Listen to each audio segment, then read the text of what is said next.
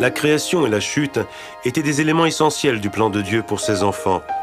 Mais il fallait quelque chose de plus. Afin d'accomplir ses desseins, il fallait qu'un moyen soit préparé pour racheter tout le genre humain de l'emprise du péché et de la mort. Ce moyen, c'était l'expiation du Fils unique de Dieu. Après qu'Adam et Ève furent chassés du jardin d'Éden, ils commencèrent à cultiver la terre et à avoir des enfants. Pendant de nombreux jours, Adam et Ève travaillèrent sans savoir quelle était leur situation vis-à-vis de Dieu. Ils avaient été chassés de sa présence et croyaient qu'ils étaient perdus.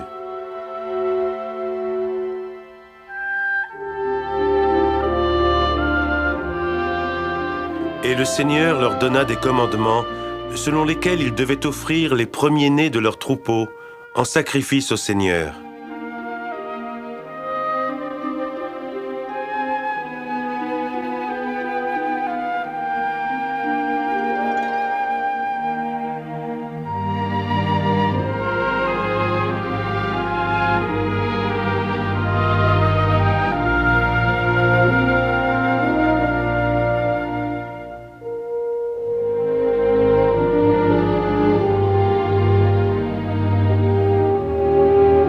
Et après de nombreux jours, un ange du Seigneur apparut à Adam et lui dit : « Pourquoi offres-tu des sacrifices au Seigneur ?» Et Adam lui dit : « Je ne le sais, si ce n'est que le Seigneur me l'a commandé. » Alors l'ange parla, disant : « C'est une similitude du sacrifice du Fils unique du Père, qui est plein de grâce et de vérité, afin que de même que tu es tombé, tu puisses être racheté, ainsi que toute l'humanité, à savoir tous ceux qui le veulent. »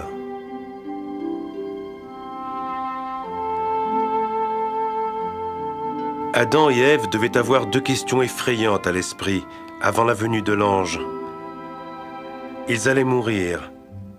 Allaient-ils revivre? Et ils avaient été chassés de la présence de Dieu.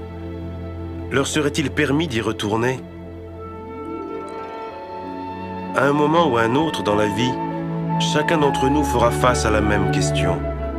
Nous verrons un être cher descendre dans la tombe et nous nous demanderons si nous le reverrons jamais. Ou bien nous connaîtrons quelqu'un, peut-être sera-ce nous-mêmes, qui s'est coupé de la présence de Dieu et qui se demande s'il existe un moyen d'y revenir.